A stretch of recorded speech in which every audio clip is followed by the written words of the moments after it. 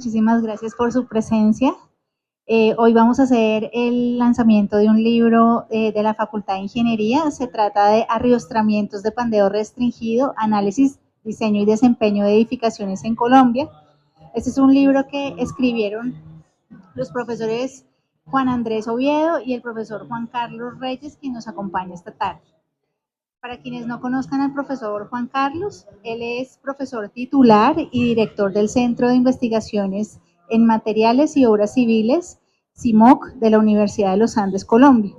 Es ingeniero civil de la Universidad Industrial de Santander, magíster en Ingeniería Civil de la Universidad de los Andes y doctor en Ingeniería de la Universidad de California, Berkeley. Ha recibido varios premios, incluyendo distinción summa cum laude en su pregrado, tesis laureada, grado de magíster con honores, beca Fulbright 2006-2018,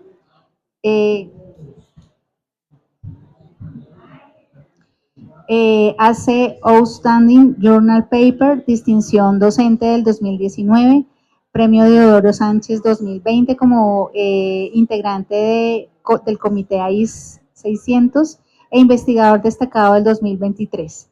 Actualmente dirige el subcomité de cargas, título B, y es miembro de la junta directiva de la AIS y de Así es Colombia.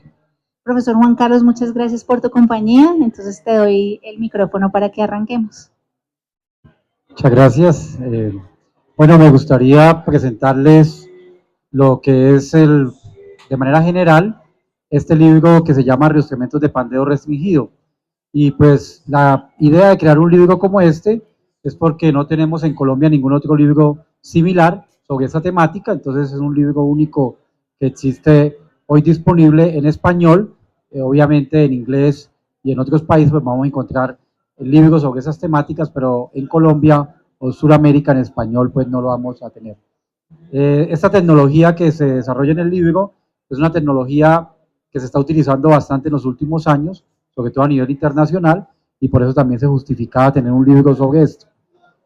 Este sistema básicamente es útil para mejorar el comportamiento de una estructura ante un terremoto, es lo que llamamos reforzamiento de un edificio existente o cualquier otro tipo de estructura donde pudiera ser aplicado.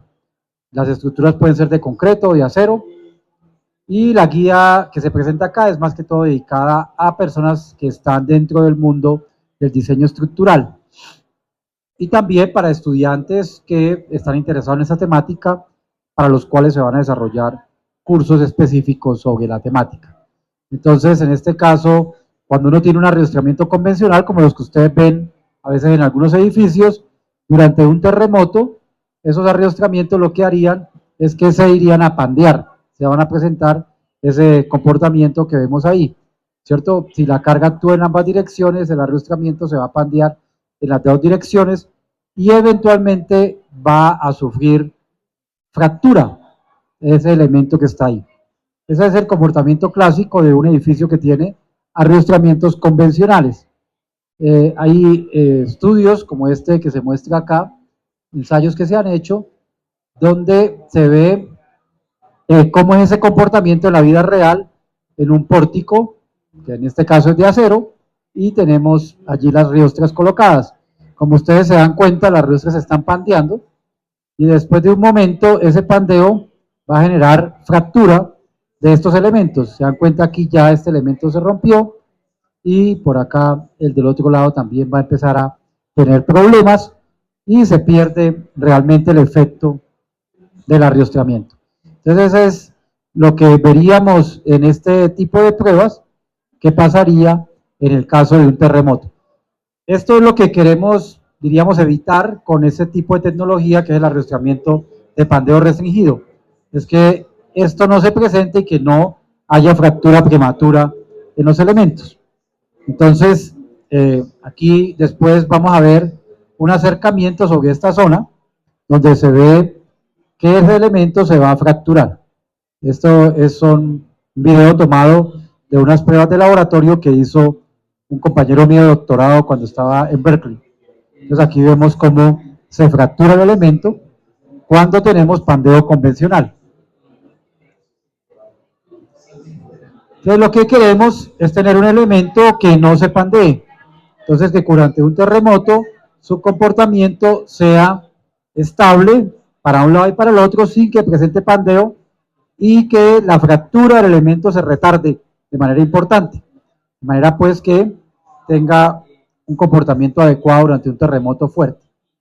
Entonces, la idea que hay acá es de colocar una platina de acero dentro de un tubo, también de acero, y llenarlo de concreto. Aquí, entre esta platina de acero y el concreto, hay un material aislante que permite que se deslice la platina de acero dentro del material. Este elemento de concreto, básicamente lo que va a hacer es evitar que se presente el pandeo, o por lo menos que ese pandeo no sea generalizado, como veíamos antes, sino que sea en un modo alto de pandeo, o sea que vamos a tener varias onditas acá, ¿cierto? En el elemento, digamos, se va a apreciar que por dentro sería así y por fuera se vería que estaría con esta tubo exterior. En este video se muestra más o menos cómo funciona el sistema. Ahí tenemos la platina que va adentro, se coloca dentro del tubo de concreto, lleno de concreto, se instala en un edificio. En este edificio que no tiene ningún arriostramiento tengo mayores desplazamientos y mayores daños. En este el pandeo se presenta dentro en unos modos de pandeo mucho más altos en lugar de ser un pandeo generalizado. Y la fractura se retarda. El comportamiento de este elemento es muy estable en tensión y compresión. Esta tecnología fue desarrollada hace ya varios años en Japón, pero solo se empezó a usar a partir del año 2000 en Estados Unidos y a partir del 2010 dentro de la normativa colombiana se empezó a permitir el uso de ese sistema. O sea que es relativamente reciente, hay pocos ejemplos de ese sistema en Colombia y muchos ingenieros no saben cómo diseñarlos. Entonces un poco la idea del libro es dar algunas guías, algunas pautas para los ingenieros, para que ellos puedan aplicar el sistema y poderlo promover dentro del contexto colombiano. Entonces lo que vemos es que un elemento que tiene este primer modo de pandeo aguanta una carga, aquí es una expresión para calcularla, a medida que yo genero un modo de pandeo más alto, esa carga en este caso se multiplica por 2 al cuadrado, o sea por 4, si yo le tengo un modo de pandeo mucho más alto, lo multiplico por 9, y así a medida que yo tenga más de estas curvas, que es lo que va a suceder en este sistema, pues vamos a multiplicar la carga por mucho más, un valor mucho más alto, o sea que el elemento es mucho más eficiente en la medida que el pandeo se genere en un modo más grande. En este caso, yo necesito un tubo muy grueso para poder generar una carga relativamente pequeña. Aquí, con una sola platina delgada, yo puedo generar un nivel de carga similar si evito que se pandee, o en un modo inicial, en un modo como el primer modo que está aquí. Aquí se vería por dentro ya del concreto cómo es que se pandea este elemento, y entonces vemos que ocurre en un modo muy alto. Como ustedes ven ahí se forman 1, 2, 3, 4, 5, 6 tal vez de estas curvas, o sea que el factor que vamos a tener allá va a ser seguramente un número muy alto, ¿no? O sea que la capacidad del elemento se va a multiplicar por ese factor. Entonces, dentro del libro lo que vamos a tener a nivel de contenido va a ser, primero, cómo se puede aplicar el sistema, algunos ejemplos de aplicación, las propiedades mecánicas que tiene precisamente esta riostra, este nuevo elemento. Vamos a ver un procedimiento general de cómo hacer el análisis y el diseño del elemento y un ejemplo concreto de diseño. En este caso vamos a hacer ejemplos en varios materiales. Aquí tengo un primer ejemplo en concreto reforzado, tengo otro ejemplo en acero para otro tipo de edificio, otro tipo de aplicación, y tengo además dentro del libro una parte de modelación si uno quiere no hacer un ejercicio de diseño convencional, sino hacer una simulación más avanzada. También uno puede utilizar este sistema como una tecnología actual que se llama disipador de energía. Esta tecnología nace de, por ejemplo, en los carros, ustedes ven amortiguadores que tienen los carros. Cuando pasa un bache, el amortiguador hace que el carro retorne a su posición inicial. Entonces, en este caso, lo que yo puedo hacer es que puedo considerar que estos elementos son como amortiguadores que tiene el edificio.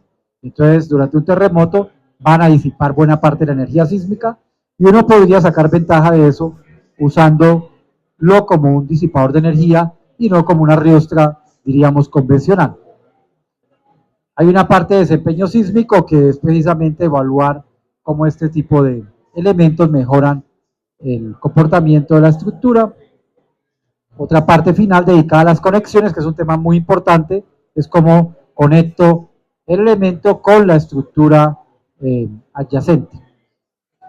Y finalmente, algo de marco normativo existente en Colombia. En Colombia actualmente el sistema se puede utilizar y precisamente por eso este libro pues, nos va a contar un poco, mediante ejemplos y aplicaciones prácticas, cómo es que se hace el diseño en el caso de un edificio o su aplicación. Eso pues es lo que tenía así como de manera general del libro. Entonces, no sé si hayan algunas preguntas para poderlas ir respondiendo.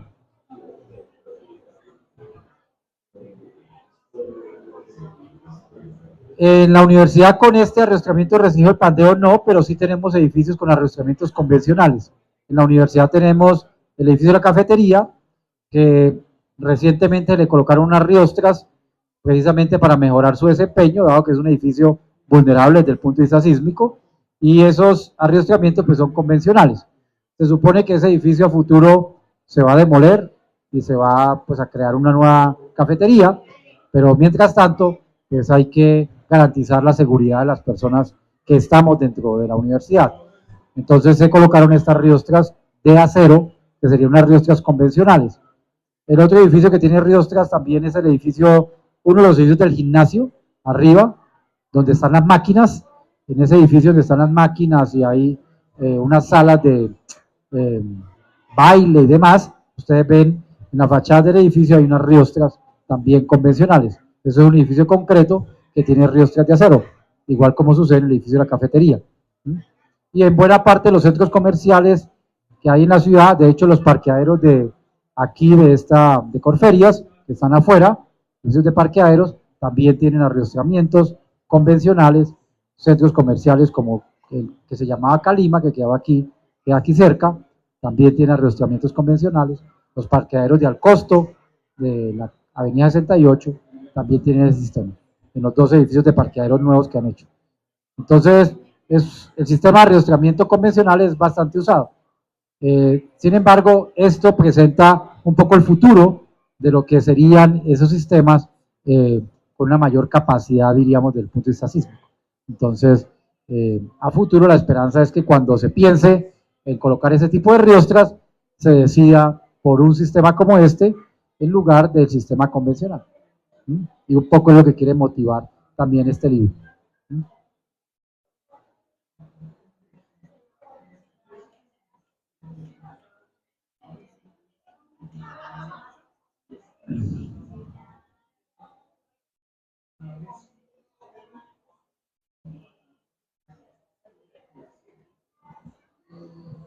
Sí, en Estados Unidos, en California, se utiliza este sistema que está aquí en este libro, es el que usa, digamos, hoy en día la mayoría de los edificios de acero. Es el más común y el más usado en la zona de alta sismicidad de los Estados Unidos, que es California. Y principalmente es porque obviamente se sabe que tiene un mejor desempeño, pero también se permiten unos coeficientes mucho más altos para este sistema que para el convencional. Entonces hace que tenga ventajas desde el punto de vista de cimentación y desde el punto de vista de diseño de otros elementos adyacentes al sistema. Entonces, el tema de costo en Colombia pues no es tan competitivo como en los Estados Unidos porque aquí usualmente hemos tenido que importar. Hay ya empresas que están desarrollando esos sistemas en el país, pero todavía es una tecnología, digamos, emergente dentro del país. Tal vez a futuro, cuando sea mucho más comercial, los costos se bajen y entonces sea más competitivo contra un sistema convencional. Obviamente, desde el punto de vista de desempeño, es totalmente competitivo, es decir, su capacidad es mucho mayor que la de un sistema convencional, pero todavía el tema de los costos no lo es.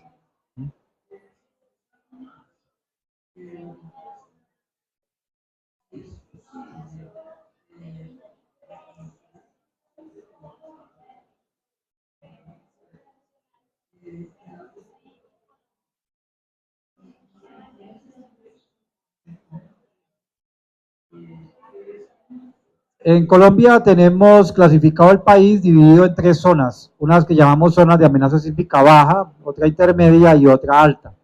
Usualmente la sismicidad en Colombia va a provenir de cuatro fuentes. La fuente tal vez más fuerte de las cuatro se llama subducción intraplaca, interplaca. Esa ocurre en el Pacífico colombiano, la interplaca.